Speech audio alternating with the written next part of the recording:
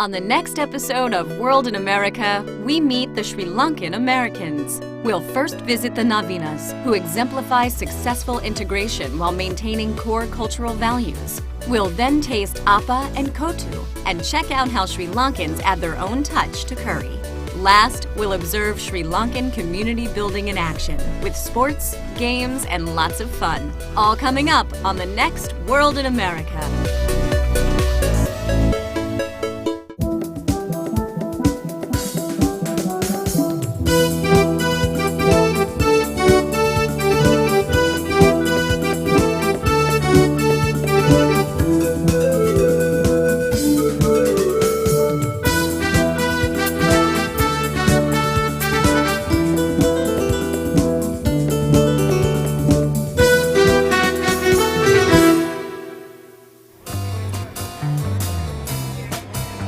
In America, when you say Sri Lanka, most people don't know about it because we used to be called Ceylon. We have 2,500 years of history. They're very influenced by their culture. They all smile. Even when you're angry, they smile. We are so popular for our tea, which is Ceylon tea. They are in a lot of professional fields. Doctors, lawyers, engineers. Sri Lankans have always shown an interest in coming to the United States. Many of them today, the younger generation mostly come for education. They come to universities here and then choose to stay on.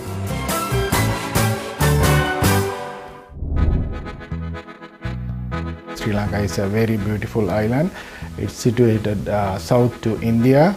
It's surrounded by the Indian Ocean. And on the other side, we have Maldives Islands. We have about 21 million people.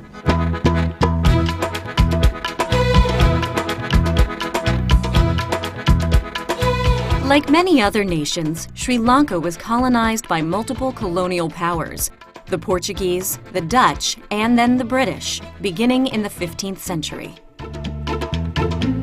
The last rule is the British, and we got the independence in 1948. Diversity is not a foreign concept for Sri Lankans. This island nation boasts a multitude of ethnicities and religions. Majority of Sri Lankans are Buddhist, Sinhalese. Second count Tamils, and they speak Tamil. They are originally from India. Then also they are Burgher, origin from Dutch, because there was some time ago Dutch people were ruling Sri Lanka, and also Malay, Muslim people.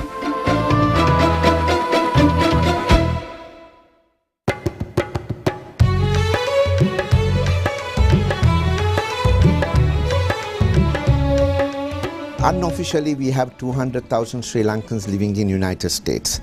Majority of them in California, and then in New York. Staten Island is what majority of Sri Lankan lives. A lot of high skills, doctors, lawyers migrated in early stages, looking for better opportunities.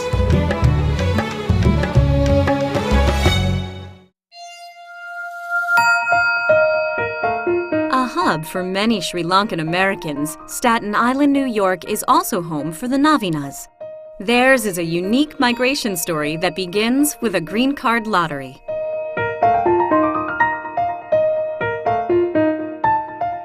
My name is Vipula Navina.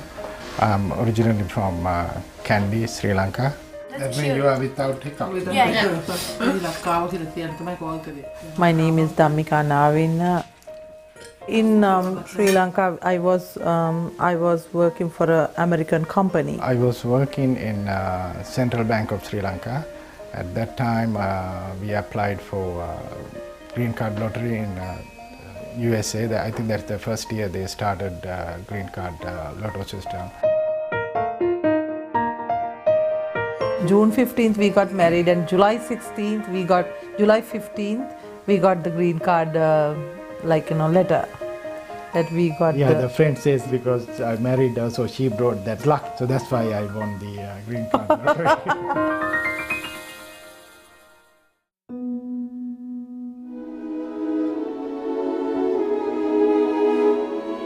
After being awarded a green card, Vipula had to leave his wife and newborn baby girl in search of a new life in the land of opportunities. The day before he left his homeland is still vivid in his memory. The last day in Sri Lanka, it was sad because we were newly married and have a baby. It was difficult. I lived with my parents because he left like when my daughter was 2 months. I was so sad, and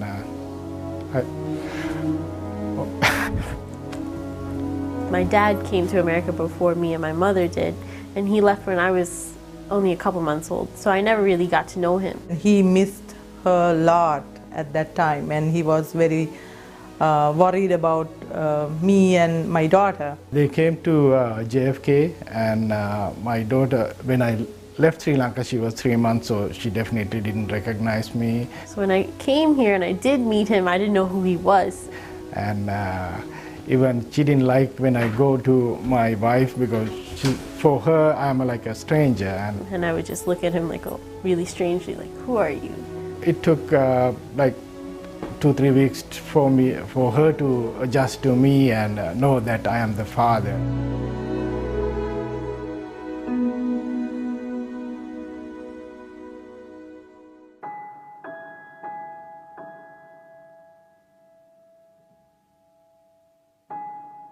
For Vipula and Dhammika, being separated for a while has not been the only hurdle they've had to overcome as new immigrants in the United States.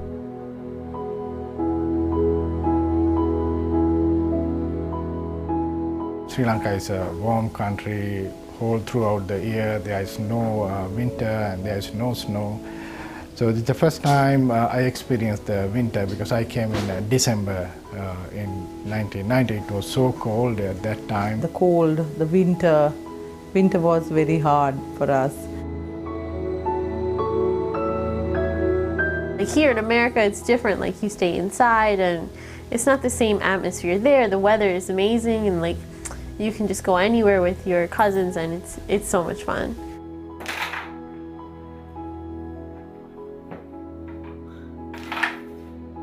You have a lot of freedom. You can go out and you can have so many friends. You know everybody around your house, the neighbors, and they are either relatives or friends. We had good friends over there, so I miss them. But in USA, it's very different. Even you live with your neighbor for so many years, you don't know who they are. And you don't even feel safe to keep your children outside. You always watchful and see where they are. On the other hand, there are many important reasons that entice the Navinas to the United States, the land of opportunities. When we came here first time, how much? I had maybe like $700? $1,000. $1,000 or something, but started with that And 2 suitcases. yeah. And now we are very much settled here. Well, we can give the money to Mother, says Fatima.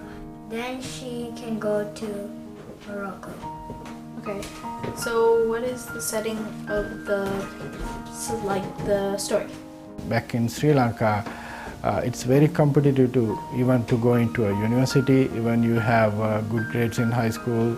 But in USA, I mean, anybody can go to the university. In present time, there's car washes, The Sri Lankan children, they are doing very well in school, and I think that they have more opportunities here.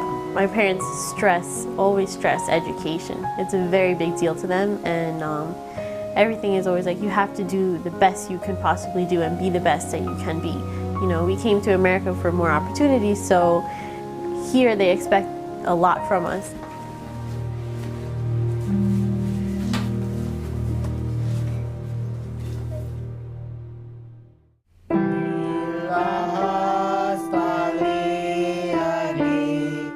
The Navinas make sure their children maintain the essence of their culture, speaking in Sinhala, the predominant language of Sri Lanka, and showing respect to the elders in their unique way are on top of this list.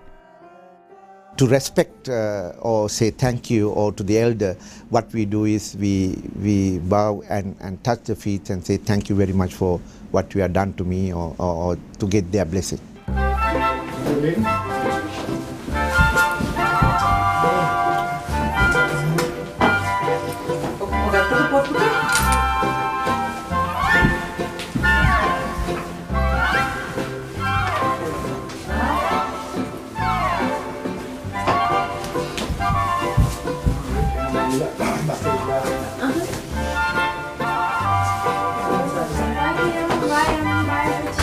I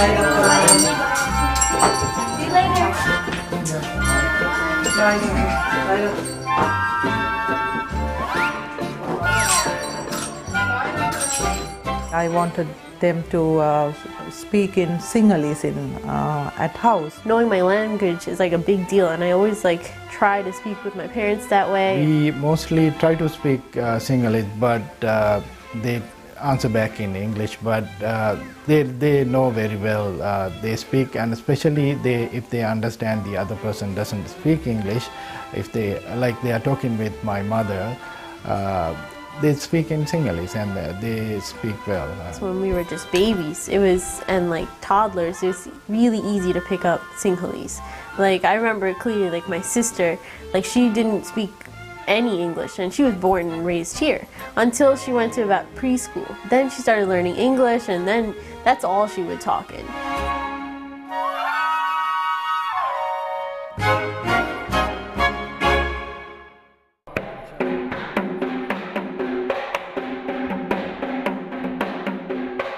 Language is not the only way to stay connected in one's culture.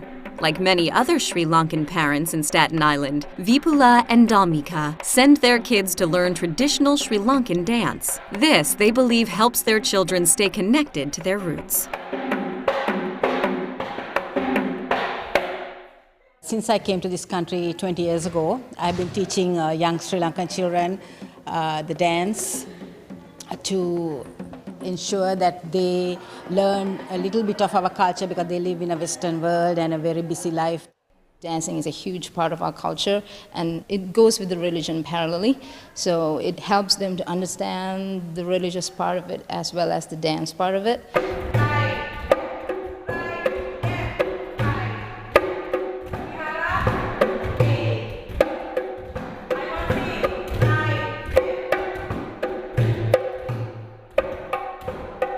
When they go to dancing class, actually a lot of Sri Lankan girls are coming and parents are there, and they have a lot of Sri Lankan children that they can, socialize with. I met like people that are Sri Lankan when I came here and started dancing, and I really enjoyed dancing. When you dance as a group, you have to dance as one. So you have to, everybody has to dance the same way.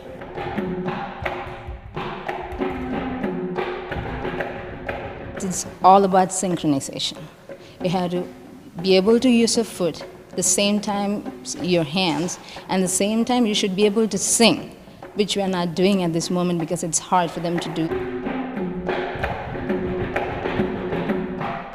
I think I really try to listen to the drum, and I listen to every beat, and I try to always be synchronized with it, and I'm always thinking about, okay, what's coming next. When I was younger, I used to not think about it and just do it, and now I realize it's very technical. You have to think every moment, okay, what's coming next? What am I going to do?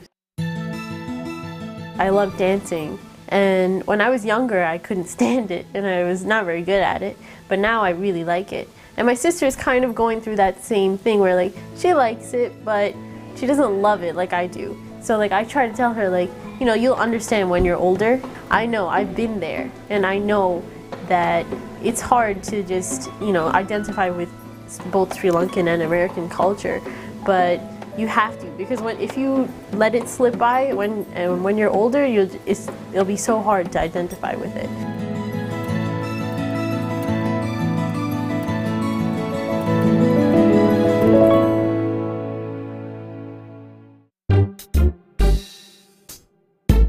Spicy curries and earthy flavors are highlights of Sri Lankan cuisine, and Sigiri, located in central New Jersey, offers a great opportunity to taste some of the best samples. We opened in October of 2005, and now we are in New York for 4 years, but here in New Jersey we opened in December of 2007. Sigiri is a beautiful rock in Sri Lanka. It's a very prominent tourist attraction. It's a fortress during the days of the kings.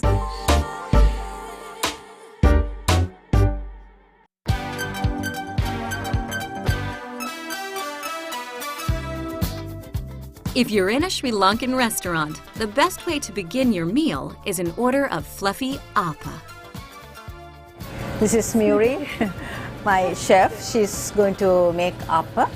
Appa, the batter is made out of rice flour and coconut milk.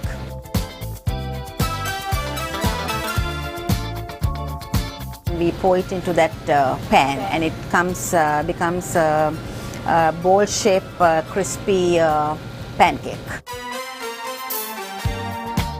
And then we let it bake in that pan. It's very tricky to make it. It's quite complicated but easy. It takes about 2-3 minutes to bake.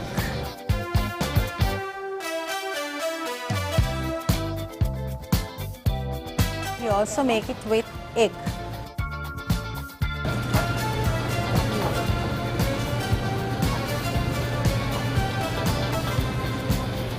We'll take that out now.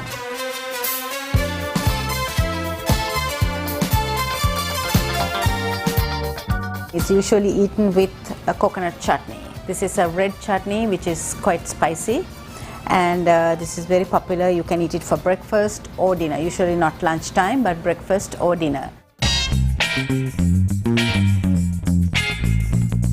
Spaghetti-like strings of rice flour dough are squeezed through a sieve, making the string hopper kothu a hearty and healthy dish.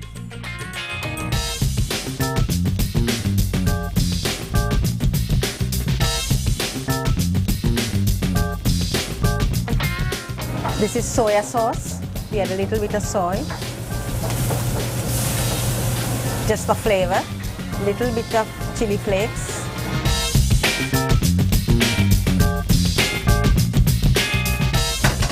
And the next item is shredded carrots and shredded leek.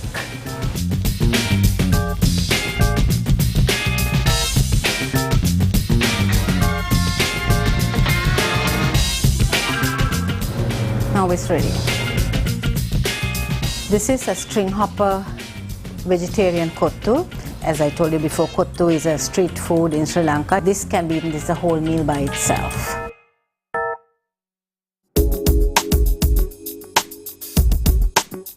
A popular dish in Sri Lankan cuisine is chicken curry. What makes Sri Lankan curry unique are the roasted spices they add to it, giving it a dark and aromatic texture. Chicken curry is made with the chicken cut into pieces, and we add all our spices that are on this rack. We stir fry with some oil and onions and things, and then we use, this is saffron. This is a raw curry powder that's made out of coriander, cumin, curry leaves. But to get the black color of the curry, we use this dark roasted Sri Lankan curry powder. And to get the very spicy taste, red chili pepper powder. This is diluted coconut milk. So now the spicy level will get much less with the coconut, and also you have a flavor of the coconut. This is a typical Sri Lankan chicken curry made with black curry powder and coconut milk.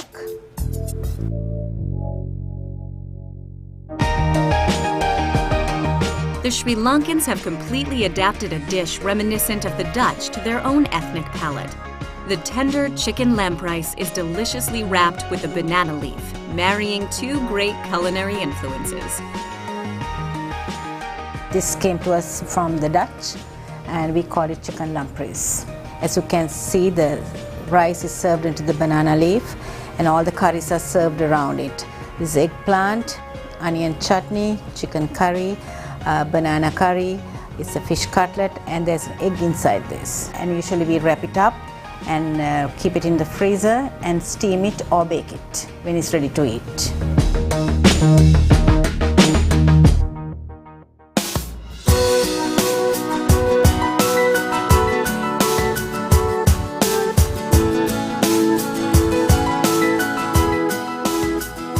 One of the best ways of community building is to create opportunities for people to get together. Every year, the Sri Lankan Cultural Association of New York does exactly that. This is the Sri Lankan Day for 2009. They organize this event every year, and it is a place where all families come together and you meet a lot of Sri Lankan. Delwyn Township is giving us the key to the town for Sri Lankan on every year, and this is organized by the Sri Lanka Association of New York. We meet so many Sri Lankans here, and we get to taste our food, and we get to speak in our own language. We are a very small community, so we try to get together as much as possible to keep in touch with our culture and music and dance. This is a one event that we bring all the Sri Lankan into a one place as a community and network, meet, eat Sri Lankan food and quite a lot of things and games. And it's an event that to bring the culture into an American city. Sri Lankan Americans might be thousands of miles away from home, but events like this one give them a great opportunity to reconnect with their favorite sport.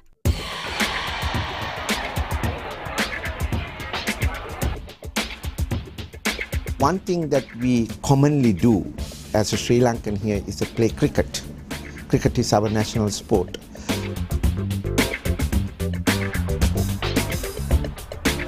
We became world champion in 1996. So cricket is our bread and butter sport.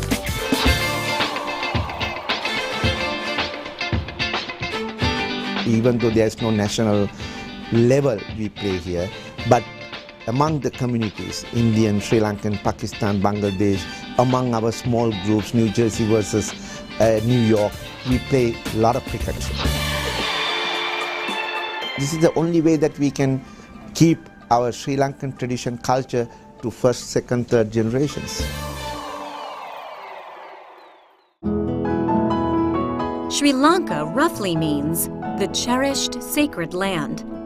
For Sri Lankan Americans, the United States is slowly but surely becoming their new Sri Lanka, their new land, one that they honor and cherish wholeheartedly.